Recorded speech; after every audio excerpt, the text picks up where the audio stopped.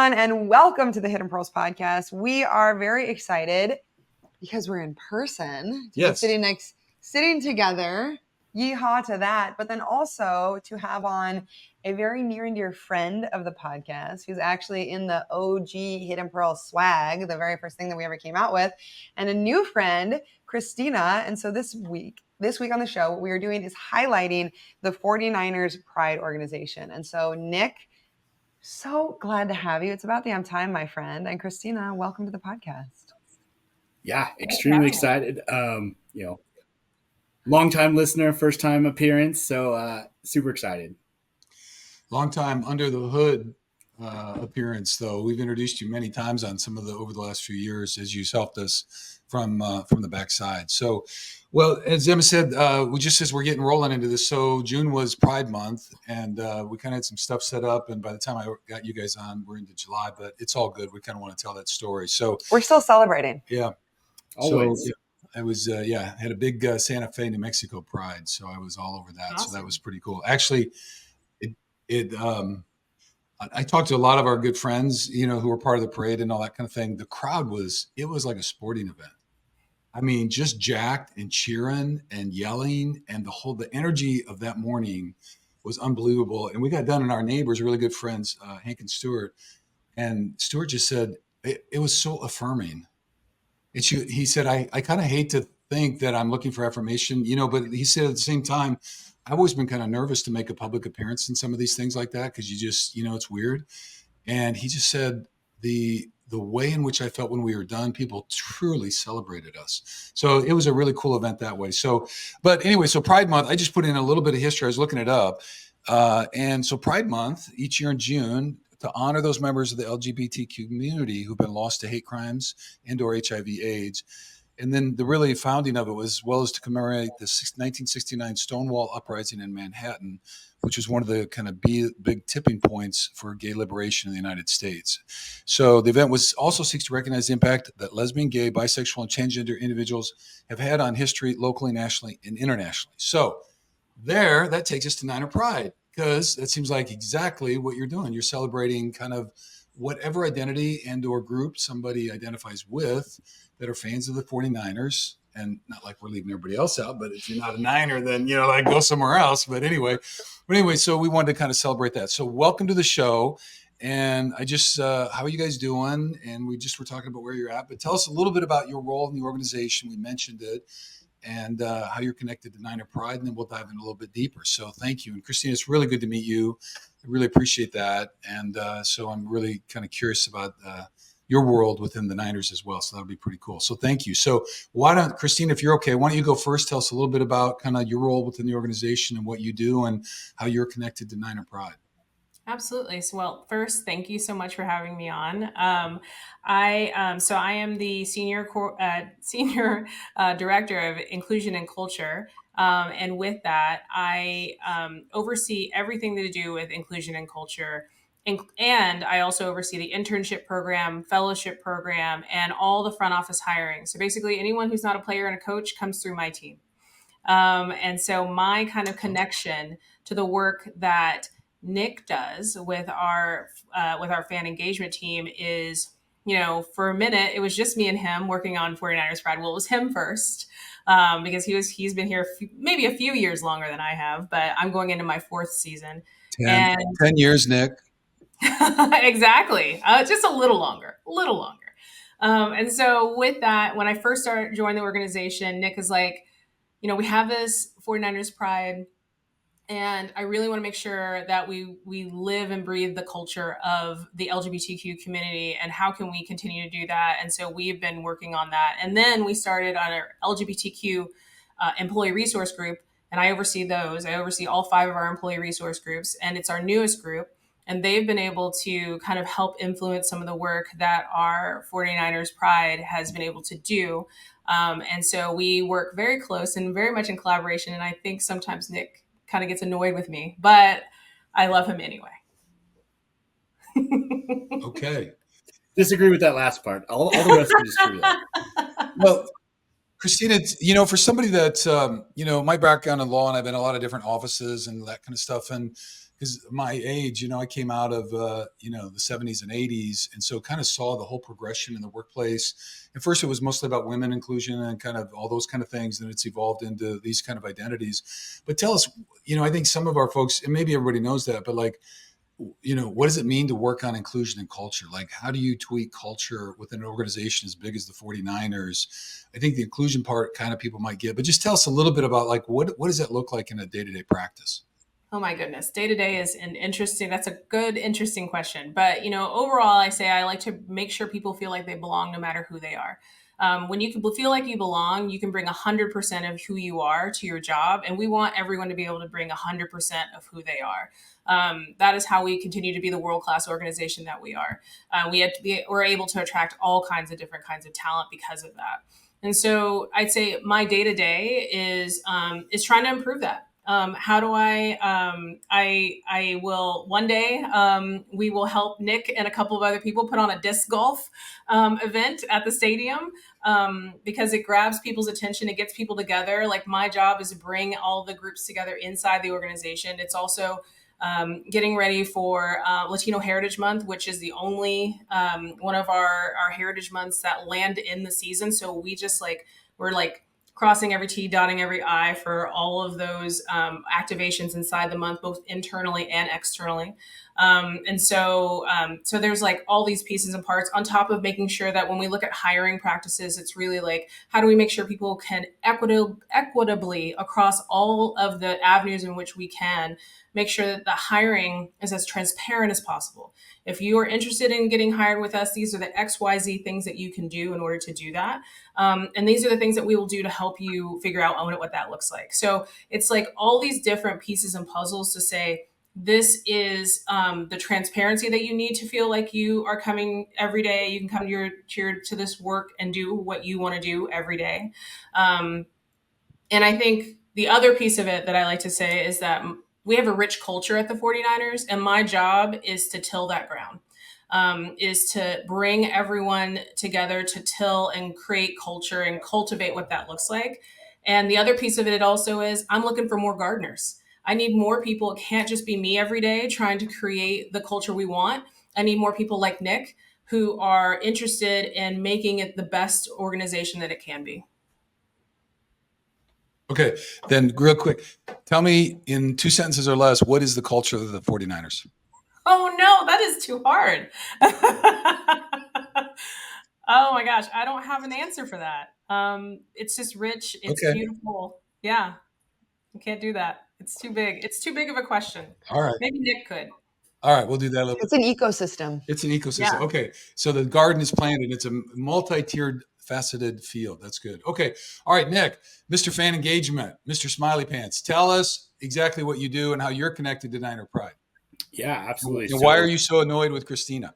No, never annoyed with her. Yeah. She likes to joke that because we work on so many things that, quite frankly, are probably towards the outer rim of our actual job descriptions, but we do it because, to our point, we're trying to cultivate a lot of culture both internally and externally. But so I'm the senior manager of fan engagement here with the 49ers, entering my 10th season, which is super exciting. Is definitely a goal to be able to say that I got to the double digits and have a decade under my belt. So for us, fan engagement, it might mean different things across professional sports and in the NFL, but for us, it's really our external arm of how do we cultivate new fans, or how do we help fans that are more on the casual side of being a football fan become more of an avid fan, right? So a lot of that is reaching out to the next generation of football fans, whether that be youth football athletes or kids who are interested in watching sports and watching football, and how do we make sure that they have a good experience. A lot of that has to do, you mentioned it earlier, like with the female demographic, right? More than 50% of NFL sales go through women. So how do we make sure that we're cultivating that fan base?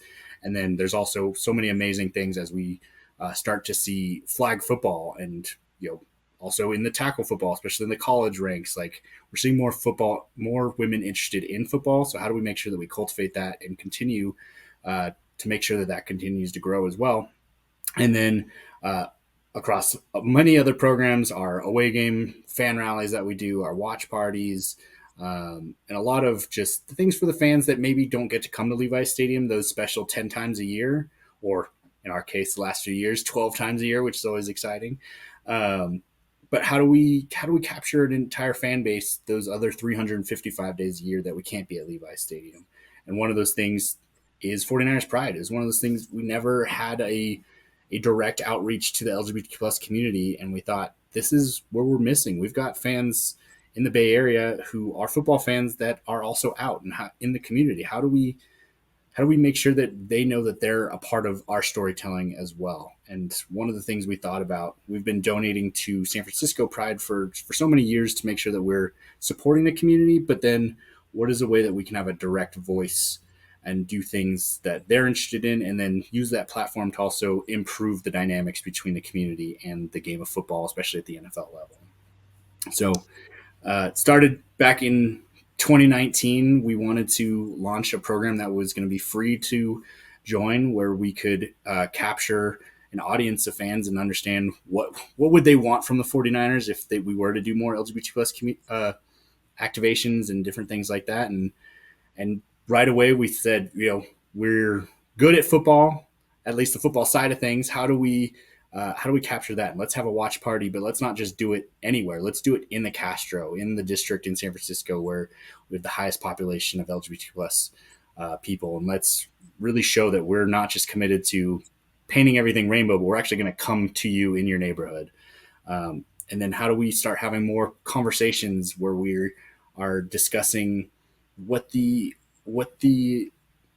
experience is for an LGBTQ plus person who is in sports or works in sports, and how do we close the gap? Because there's been such a stigma, but there doesn't need to be, because if, not to borrow another nonprofit's expression, but if you can play the game, like, you're welcome to play.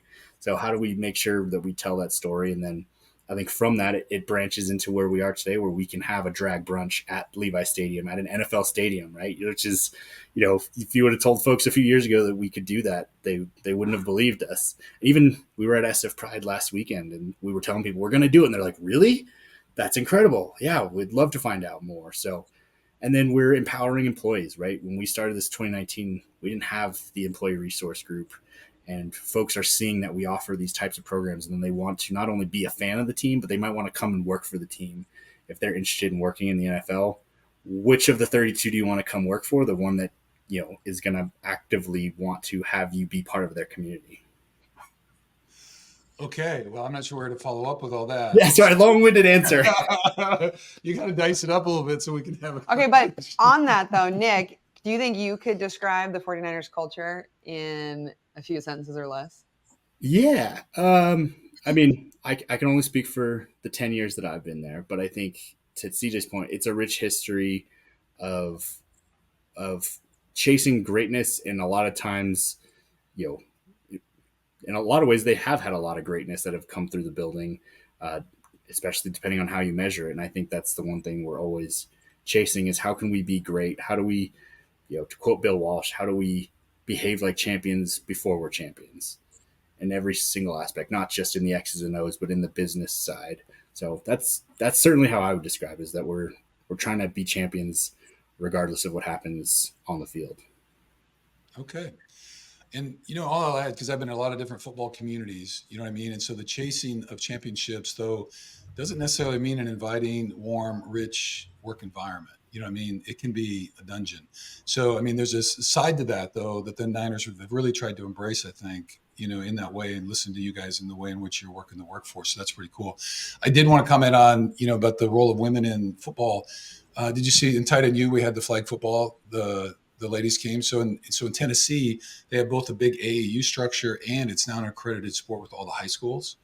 And so we had, I think, 30 young ladies, or 36, maybe something like that. And we split up. And so we played flag football with them and all that. But it was a pretty cool thing. And boy, were there some beasts. I mean, this one, she had 2 pick sixes returns, and they were crushing it. Logan Thomas's team, they had gave up no points. They just suffocated because he had these 4 players, and they were unbelievable. So, but it's certainly growing, and they are really players. So, okay. I have a question. Yes. So last year was the first drag brunch at an NFL stadium, which is pretty groundbreaking. What's the plan for this year? How are you gonna, I mean, you remember I walked away with my hat? I still have it in my office. It's like a big crown. It's like a bedazzled rainbow crown. So what's the plan for, I know, what's the plan for this year?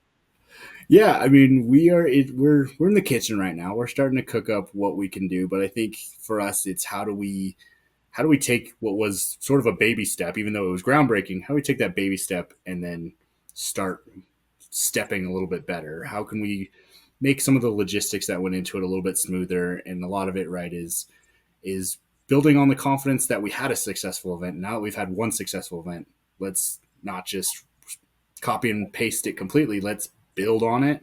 Let's have a bigger space in the stadium. Let's invite more people.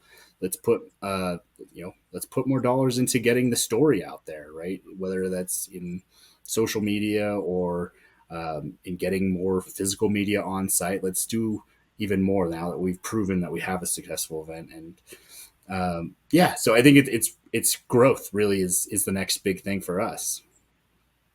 Yeah, you got to get the United suite up there, like have some space where we can put a runway in and like have chairs around and do all that kind of stuff. Nothing on the little bar thing, but that was kind of a tough venue. Just the spacing was a little bit tough, but yeah, that was very cool that way. So I guess just before we kind of get into a little bit more of the activities, like who, like, when you say the 49ers, organizationally, there's a lot of people in the building, you know what I mean? And so obviously it starts with ownership to some extent, and so I guess I'm just kind of curious. So when this whole thing, Nick, when you guys were, kind of formalizing this in your head, like who did you go to, and like, how was that process, if it's okay to talk about that? I mean, I'm sure some people were like, do what? Not that they were opposing necessarily, but that's still kind of a step for an NFL franchise to move that direction. So I'm just assuming we have to have top management, we have to have top ownership, we have to, like, there's a lot of people that were on board. How involved were you in that process, and what did that look like, kind of getting that concept through the organization? Yeah, absolutely. I mean, it starts at the executive level, right? Ownership will sign off on it if they believe in it, but it really starts at the executive level to believe in something, recognize that it was a missing piece of our franchise's storytelling, and quite frankly, how do we understand who our fan base is if we're not even acknowledging them directly? So that I think that was a big piece to say, we're missing this. Not only is it going to be good for our community, but it's going to be good for our business to be able to welcome more people through the gates of Levi Stadium year over year, whether they're coming for Beyonce or coming for 49ers football. How do we make sure that our messaging is clear, that everyone is welcome in the building? So it really did start at the top with the executive leadership group, and then I had the history of running our Women of the Niners program and our Kids Club program, and at the time, our chief administrative officer, Hannah Gordon, said, "Hey, why don't you take a big stab at what this could look like if we wanted to create an LGBTQ plus club?" And my boss at the time, Jared Muela, who was director of fan engagement and youth football, said, "This sounds like a great opportunity. Let's really massage this." Really, for a year, we started throwing it around in 2018 with a goal of let's be ready by Pride Month 2019. And we went through several iterations of what that could look like. And ultimately we said, let's have a free to enter program. We have a lot to learn. So we went and reached out to a ton of organizations, and then also started just talking to fans and understanding what would they want and how can we convince other arms of the organization to get involved. Right. Well, listening is always a good start when you don't know exactly what you're doing. So that's a real commitment to them. So I guess, just a tap of the hat to the organization and the management and the ownership too, because it takes a lot of those things. Christina, we've been blabbing on. Anything that we've said or mentioned that you'd like to just kind of get in sideways on here? I don't want to leave you behind at all. So I know, you have a perspective and all that kind of stuff. So kind of want to appreciate that too. So anytime, raise your hand. But anything thus far you'd like to add on to, or what, as we get a little bit deeper into what's going on with the Niner Pride?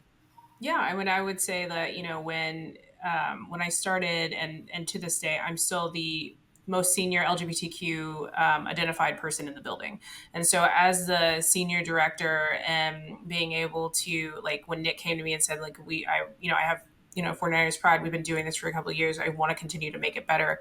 He and I were collaborating for one of the yes, I'm head of inclusion, but also because of, how I identify. And so it was also like, but I can't be the only person. And so as we continued and we came up with our LGBTQ employee resource group, it really gave us a brain trust.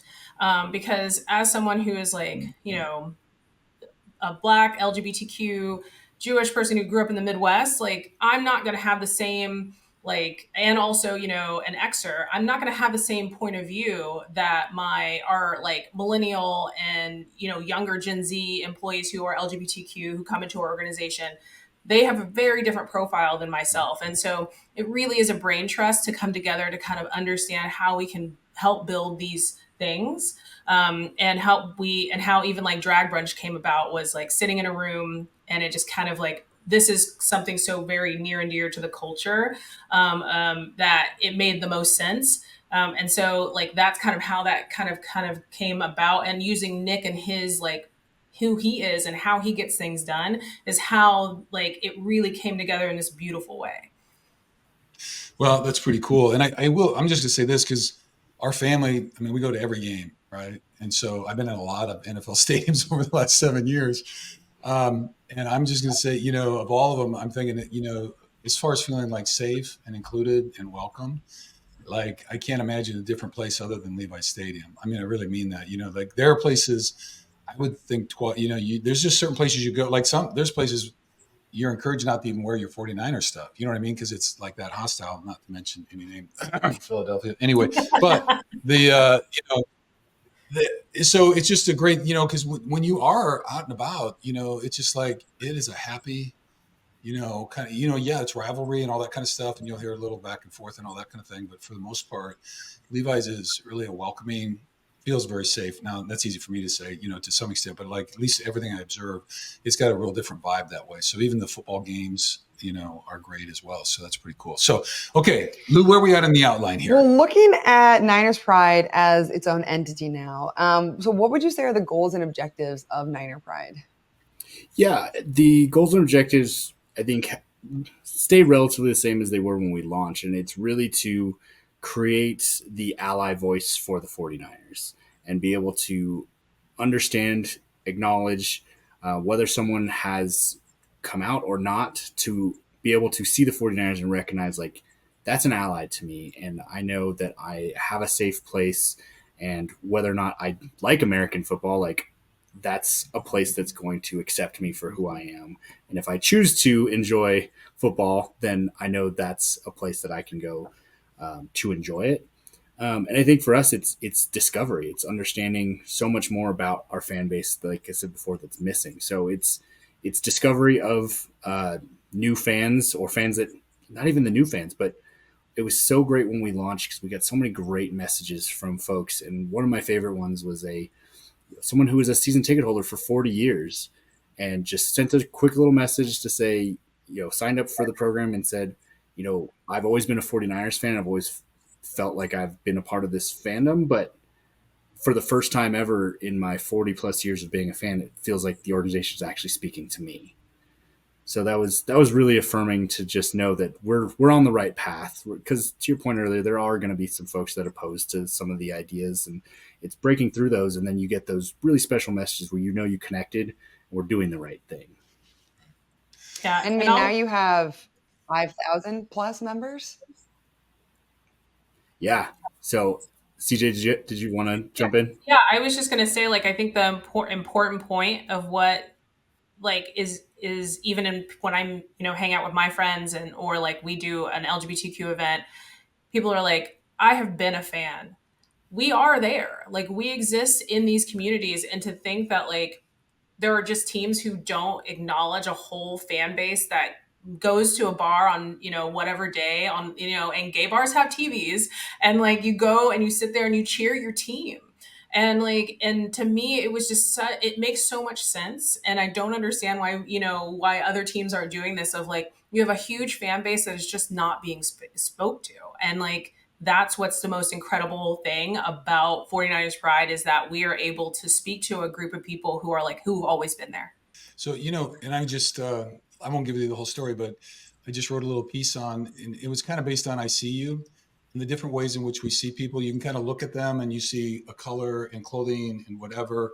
And then if you get to know them more intimately, you understand kind of their makeup and emotional and all that kind of stuff. And then there's even a deeper level of all that. And it's like the avatar thing, you know, when they look in each other's eyes and they go, I see you. And like you really see them. And it feels like that's kind of the difference here. You know, it's like, we know you're out there and all that, but like by specifically naming the group and the organization and then structuring events to be welcoming and inclusive and then trying to listen and learn, you know, there's just a different level of being seen and welcomed that I can't, you know, and for a community that often has been misaligned and verbally abused and excluded and has, you know, been the victim of violence, you know, to be feeling safe in your own kind of American football organization, I think would be pretty amazing. So anyway, I think that's pretty neat that way. So, okay, Lou, now what? Just buzzing. I love that. I haven't read your thing yet. No, you haven't. That one, yeah, I see you. Yeah, it was. I went to a play this last weekend in Santa Fe. Everything was great. It's just not my cup. But it was about an artist though who was a painter, and he could see colors in a way that like people are like, wow, it's unbelievable and all that kind of stuff. But all his paintings were super aligned and really like harmonious and balanced and all this kind of stuff. But like in the real world, like the chaos of humanity drove him crazy.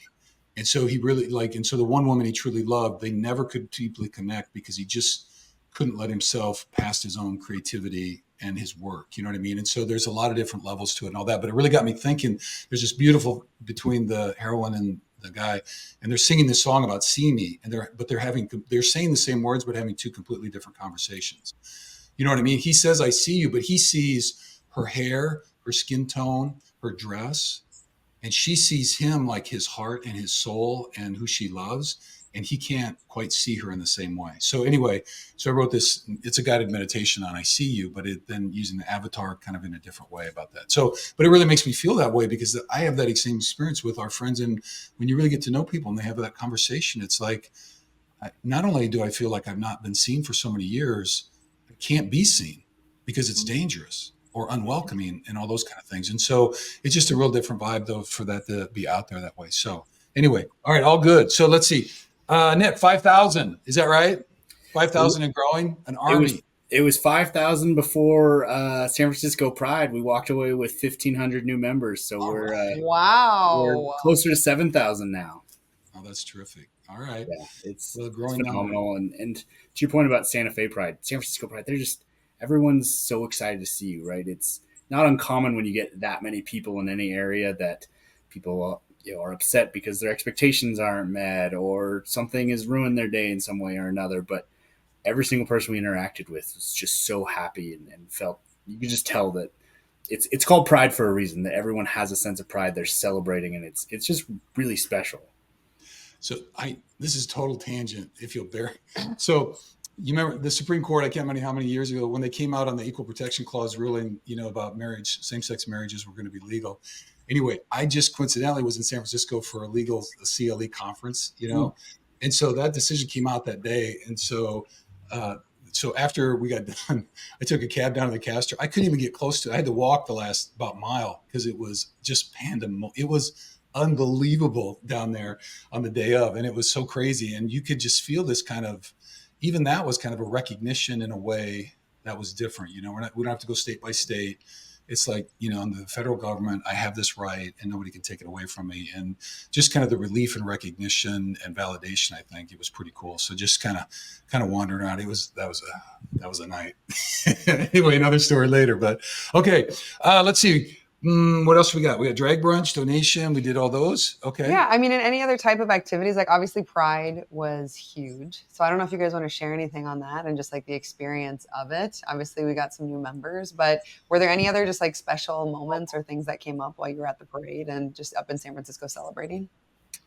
I think the big thing that is always just very special is because it's such a known stigma between football or the NFL and the community. But when we're there, sort of to my last point, is that everyone is so excited to see us. And it's an extra level of like, hey, like the NFL is now starting to see us. Our 49ers are here and they're in support of us. And that's, such a big step from 5 years ago, 10 years ago, so on and so forth. So it's those special moments. And then you're seeing people also wear their Niner gear at Pride too, which is also just very cool. And it's, there's some folks who have some of the gear that we have that is the oval that's in rainbow, which is very cool to know that we created it and people are responding in a positive way. They are saying like, yes, this is my identity. I identify as this and I identify as 49ers faithful, which is sort of one of the things that we've always tried to put in our storytelling. So it's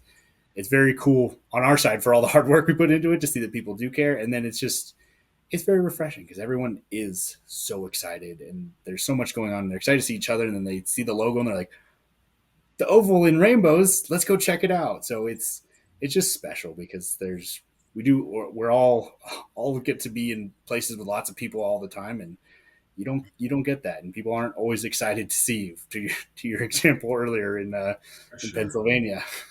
Yeah. Well, no doubt. I was looking for. Do you remember? I can't remember which game it was, but you guys, maybe it was the drag. It was the drag bunch. Yeah. He gave us like a whole bag. Yeah, but I got the white jacket with the big rainbow and the 49er on it. Do you remember that one? It's a really nice jacket. But anyway, I was looking for it, and then it's at George's place out in California, so I don't have it with me. I was going to swag it today, but it's actually a really, really nice jacket. So all 49er stuff is. Huh? So all the 49ers stuff. That's true. That's true. So anyway, okay. Well, let's see. You mentioned a little bit of pushback. Anything other than a couple of emails or something that, have you really had an obstacle or something to overcome? And is it okay if we call you CJ? It sounds like that's your work title. Yes. Okay. Yeah. And even if we're in your world too, like on the inclusion and cultural piece in the workplace, have you had some pushback about all this, political correctness BS and blah, blah, blah, and all that kind of thing? And so like, what kind of things have you guys had to kind of, lean back into a little bit to kind of, steer the course? Yeah, I mean, I will say that starting back with the drag brunch, I mean, that could have gone sideways. Like we were worried. Nick and I were very much like contingency plan. What does this look like? Do we need extra security? Like, how does that look? And because, drag queens are under attack. I mean, people are saying all the time that they can't be in places, they can't teach my children, they can't all of these things. And so like for us, it was through our 49ers way, putting a stake in the ground and saying like, this is who we are. This is the organization. As an organization, we represent not only like we represent our 49ers, like whoever you are as a fan. And so for us, like being able to do that, though it was a small thing, it was a huge thing. And then, just a couple of weeks ago, we decided like, what's the next step? Well, that is to talk about the fact that we have, in combination with 49ers Pride, we did a panel. We did a panel with all employees who were LGBTQ. We invited, our fans, and being able to stand there and talk about what it's like to work inside of the NFL, work inside specifically the 49ers, when we are so open, because there are teams that aren't. There are places that can't be. There are people who can't be.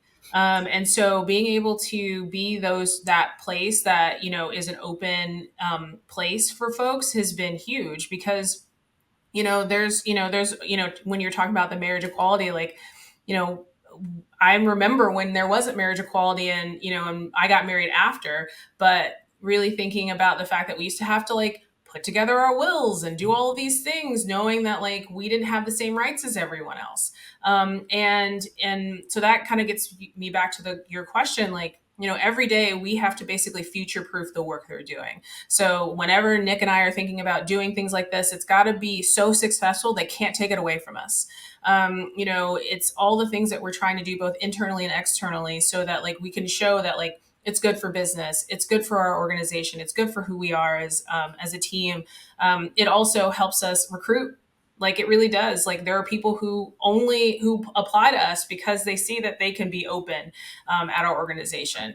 And so all of those things together really make it where we, actually now I think about it, I probably do have a one-liner for our culture, which is something we use inside of our inclusion and culture team, which is saying, we create fans for life.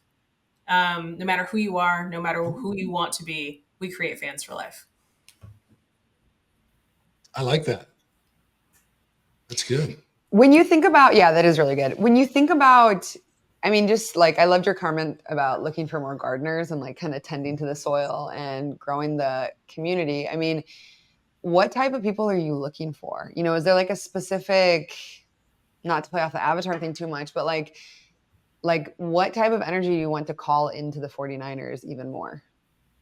Honestly, people like Nick. Like, it is someone who is, Poster child. Let's go, Nick. I know. He's one of those people who like he wants to do the right thing. He's doing the right thing. He's been an ally since day one. Even if he wasn't in fan engagement, he would be an ally to the LGBTQ group. He would be the ally to the women's group. Like the fact that like he can call in, he can understand what it's like to stand up for other kinds of people, and also help create again the culture we want. If we want this kind of culture, we need people who are, willing to step in and step up. And that's the kind of people that we're looking for, and also willing to learn about each other. I'm not I don't have Hispanic or Latinx heritage. And, my job is to learn about that heritage. My job is to learn about the Asian culture. Those are the things that our jobs have to be. And that's why those are the kinds of people we want, are people who are curious and passionate about doing the right thing. Exactly.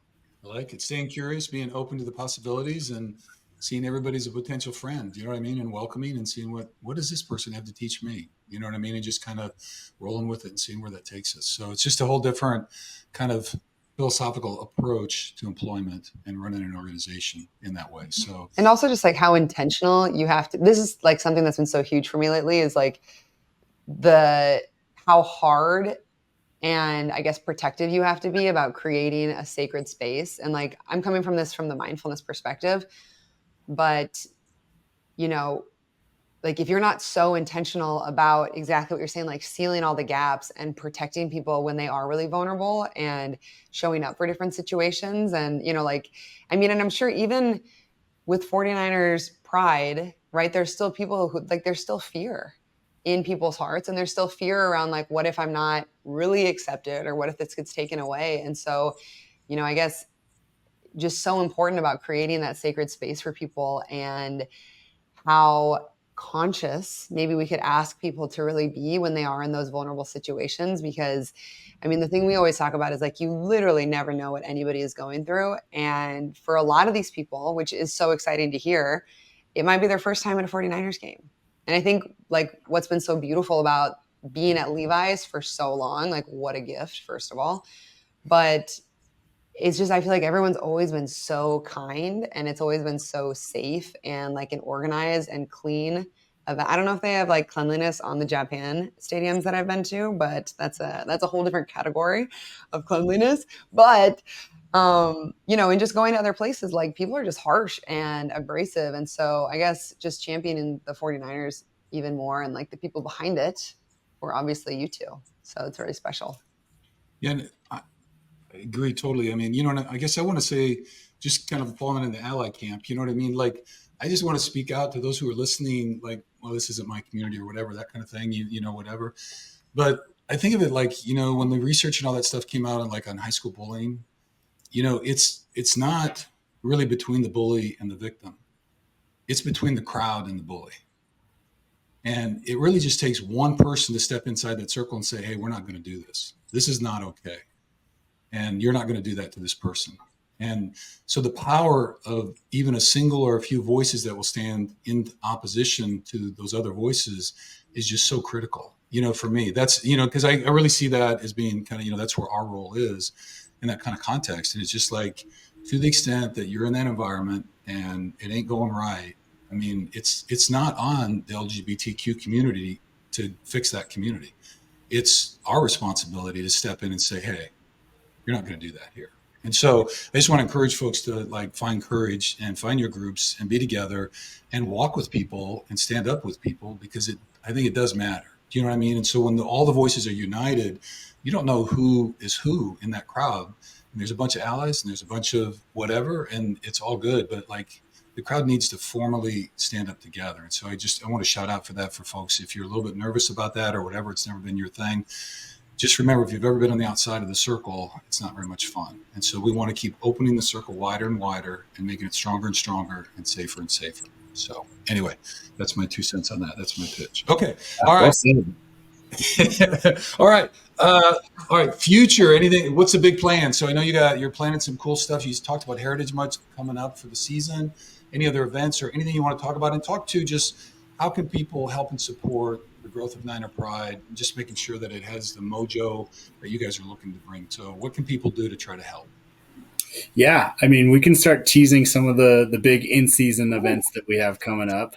So we'll start getting sneak preview. Yeah, we'll get some of the more finer details out later. But one thing when we do our 49ers Pride specific watch party every year, it's an away game, and we try to find it to be in October, which is LGBTQ+ History Month, and it is also the host of National Coming Out Day, which is always the 11th of October. So we've been fortunate that for some reason we've been on the road that weekend a lot, so we've been able to do our watch parties that year. This year it'll be October 10th, the day before National Coming Out Day. The Niners will travel up to Seattle. So we are planning to find a great venue in the Castro that would like to stream the game on Amazon on a bunch of screens. And then if everything goes according to plan with the Niners on the field, then we'll turn it into a great celebration at a spot that we're hoping it'll be sort of the quintessential nightclub experience where you get to party and watch the game and then celebrate all night long, and then go into National Coming Out Day to really celebrate the community the way that it should be. So really excited about that. That is amazing. Nothing like a Niner victory to kick it off. I think I might stay in California for that game. That sounds so fun. See you later, George. Tell us how it turns out. Actually, the 9th is George's birthday, so it's like we're celebrating him all over again. It'll be perfect. There we go. And then the plan is to have another drag brunch at Levi Stadium. Like we said before, it's going to be bigger. We want to be able to have a better space for the performers. And then also, now that we have proven that we did it on a smaller scale, let's get the word out to have more people in and be able to celebrate the community even more. So tentatively, all dates are subject to change, but tentatively, hopefully the Saturday before we host the Dallas Cowboys on Sunday Night Football, we'll be able to have the drag brunch at Levi's once again. Yeah, that'll be really fun. And then and then if folks want to get the direct details, sorry, CJ. Oh no, I was just going to add about the capsule collection, but you go first. Oh yeah, for folks to be able to get the direct line, right? Obviously, following the team on social is a good way to do it. But if you want a direct line to make sure that you're getting the emails and we don't send too many, I promise, it's just going to 49ers.com/pride. And there's a quick little form to fill out. Just gets really basic information. So that way we can send you all the information about these events. So that way folks are knowing about it. They get to show up, because we get a lot of comments where it's like, oh, I didn't know you were doing that. It's like, sign up. Let's get you all the info. So that way you are there and you get to be a part of these special moments. And then we grow it and it gets bigger and better and more attention, and we can just do more, and then we can get more events outside of October and outside of June, so we can celebrate 12 months out of the year instead of 2 or 3. Yeah, and I can attest that because I'm on the mailing list, and it's not very. I mean, it's very specific to different events, and they will never sell your information to other third parties, so you can trust the names that way. So if you want to check it out, we'll have it in the links of the podcast and YouTube. So, I mean, obviously easy, but if you need a little link refresh, it'll be in the comments. All right. Tell us about this capsule collection. Yeah. So something that is still, I think we're the only team who does this, but our employee resource groups help to create capsule collections of clothing. And so we started actually with our Mexico game, with our Latino, our lead group, our Hispanic and Latinx group. Then we did Black Excellence, launched in December, and that did so well. We were actually relaunching our Pride collection. And that was, again, all of these collections are created by our internal employees. So they're the ones who are of the community, who are like creating for the community and for everyone else who wants to purchase. And so we are going to be hopefully launching them again in October, right around hopefully the either between the National Coming Out Day and Drag Brunch. We hope to have everything by Drag Brunch so that people can purchase while they come to the stadium. I love it. And I love the little white pride crop top with the logo. I love that shirt. Indeed. Bruce wears the crop top too. We wear them together. There you go. It's a little snug anymore, but so it goes. But okay, let's see. What else do we got? All right. Well, then, is there anything else? So we kind of bounced around a lot. And anything else about Niner Pride and/or CJ, your job on culture and inclusion and that stuff? Anything else you want to add that we haven't covered that you feel like is important? One other thing I would say is we have something that Nick and I are also involved in, which is our Football for All game. It's our one preseason home game where we really focus on football being for every single person. And so there'll be elements of 49er Pride in there. There's elements of all the other communities that we try to celebrate. Last year we had the a cappella gay men's chorus. It was incredible doing the national anthem. Like, what a moment. And so, we hope to have little touches also this year for 49ers Pride in there. But it's really one of those things where we try to showcase the beauty and diversity of our Bay Area and the inclusion of our team. So we're really excited. Cool. Oh, very cool. Okay. Well, thank you. Nick, anything else you've been spouting off like a steam shovel. So like, I don't know, what else do you want to say? They'll go ahead. We'll give you a few more minutes. No, it's been so special and kind of where we started off, where it really does come from the top. So we're just so excited and so thankful that we have not only the leadership, but the ownership group that can recognize that there's opportunities to be able to speak to more people and grow our fan base.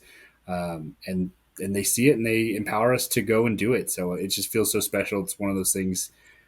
Geographically, I grew up a 49ers fan, but I really am a fan for everything that we do beyond the X's and O's. So it's just special. I'm always grateful. Okay. Well, very cool. So before we close, we have at least two more questions. One, so the name of this podcast is the Hidden Pearls Podcast, and it's named the Hidden Pearls Podcast because we believe all people have a little pearl inside of them that might be hidden. And we are trying to tell some of those stories about people doing outreach and doing good things out in the community and trying to make the world more peaceful, loving, forgiving, kind, whatever you want to call it, kind of place. So just wondering, have you had any experiences of a sighting of a hidden pearl in your own life that you might share just as kind of a little whiff of hope in what can be a very acrimonious culture right now? So any hidden pearls that you've stumbled across, either one of you, that you'd be willing to share? And or Emmy, you got one? I have a lot, but lessons, wisdom, anything like that that's coming up for you? I mean, I guess I just try to approach each day where if you can make anyone smile, that'll make their day a little bit better. So any opportunity to make people smile, and everyone goes through really difficult times, whether that be at work, away from work, family time, or beyond. And if you can, in any interaction, even just passing by someone, give them a smile, and maybe they smile back, and it makes their day even 0.5% better. I think that helps the world a little bit. At least I like to think so. So that's something I like to do as often as I can. I think there's a 100% rule on that, Nick. I think smiling at someone alone, not only does it release certain chemicals in your own body because the muscles that are activated in your face, then it does the same thing for them. Because even if it gets a little bit of a curl up, it's a win. So I'm all about giving somebody a greeting smile is an unbelievably powerfully kind way to approach the world. So you're the smiler. So we like that. All right, CJ, anything, either something that is a practice of yours or something that maybe you've experienced or seen somebody doing?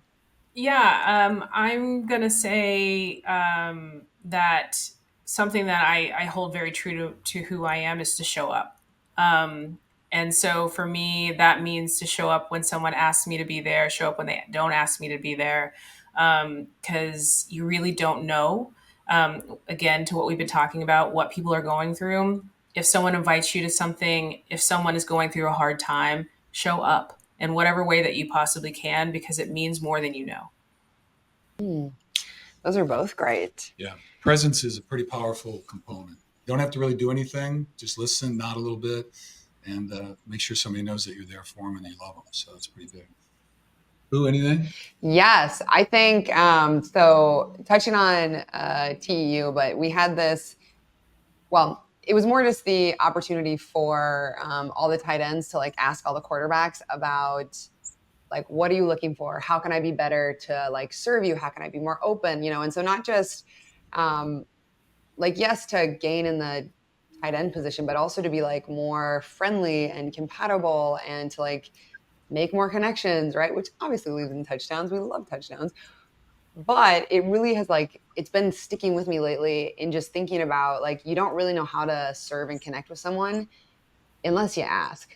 And I was been reflecting on like so many different situations where I just assume that like the way that I am helping or showing up for someone or serving is the best way. And that like I miraculously know how to show up for people in all the right ways. And obviously I don't. And so it's more just been a really wonderful mirror for me to reflect on that it's healthy and also just like really respectful and loving to consistently ask, you know, and refresh it. And even if it's somebody that you're kind of like going through the motions with, but like ask, like, how can I show up for you in this situation? Because we're all changing all the time, you know? And like I said before, we never know what someone's going through. And so just asking instead of assuming, we can learn so much. And that's been my hidden pearl. That's very profound. Stop that.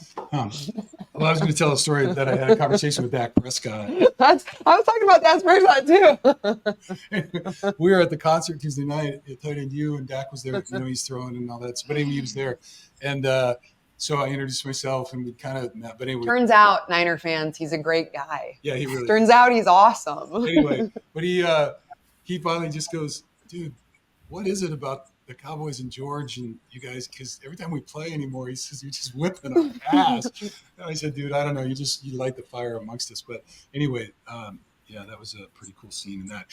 You know what I was going to say? I just back to the ally thing, because I guess I'm on that a little bit because I feel like that's a responsibility. I have a very good friend that I went to law school with way back in the 80s who's gay. And in his story and everything, it was one of the closest people I knew for a really long time. Just his Jack?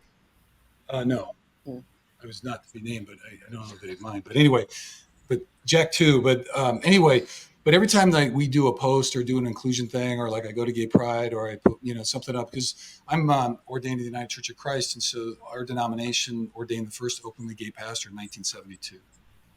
And so they've been flying the flag, and they've had an open and affirming congregational movement for 25 years. You know what I mean? So they've been on that front. But anytime I post something or do something like that, and we don't talk all the time, he worked in Chicago forever and all that, but he'll just send me a little text with a little heart, you know what I mean? And just, that, like, I see you, like, and you're seeing me. And like, every time you mention or stand up or witness on our behalf, it makes a difference. And so it just has always left a really indelible kind of perception on my part about, you may not think it really matters, but in a way, all those little pieces all kind of add together to help people feel supported and loved and included. So, okay. Now, the ultimate question is, we do a donation each podcast. I think I know what nonprofit charity you want us to donate to, but anyway, where would you like the donation to go this year? This week. Or this week, yeah. Well, for them, yeah. Nick and CJ. And if you don't know, we can think about it and tell us later. But yes, CJ, do you have one top of mind? I mean, I do, but you go for it. Go for it. Oh, okay. I was going to say the LGBTQ Center of Oakland. It is an organization that's incredible, that does really great work in Oakland, and we need to give Oakland love. But Nick, did you have one that was more what you wanted?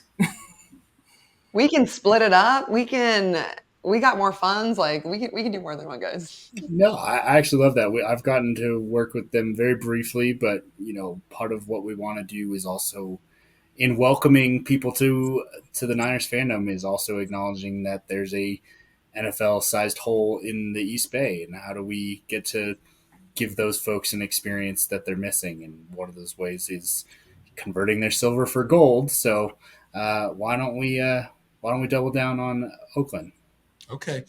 And they don't have to convert 100%. They could keep a silver lining inside their jacket and then wear Niner Pride on the outside or something. So you could still do the face paint and Yeah. wear a red jacket. Yeah. Like, it's all I good. love the face paint. I love that Oh man, about the Raiders. Nick, do you remember the Halloween night game at Levi's? Yes. It was the last. 2018 one-handed catch for George. Oh my gosh! But it was wild because it was actually Halloween on Thursday night football, and it was the last game before the Raiders moved, and everybody was painted. I mean, the whole place looked like free. It was unbelievable, crazy that way. So Like Army of the Dead. yeah. All right. So CG, what I need the legal corporate name. I can tell you all this stuff, and the EIN number and their address. But we'll get all that stuff. I'll follow up with you afterwards, and then we'll put a link of To everything in the show notes. We'll put that in the show notes, and if there's anything else you guys want to do. So, any closing comments or final words? Nick, you get to close us out with. You get to start. Anything else? And you don't have to. We've already been going on for a while, so it's all good.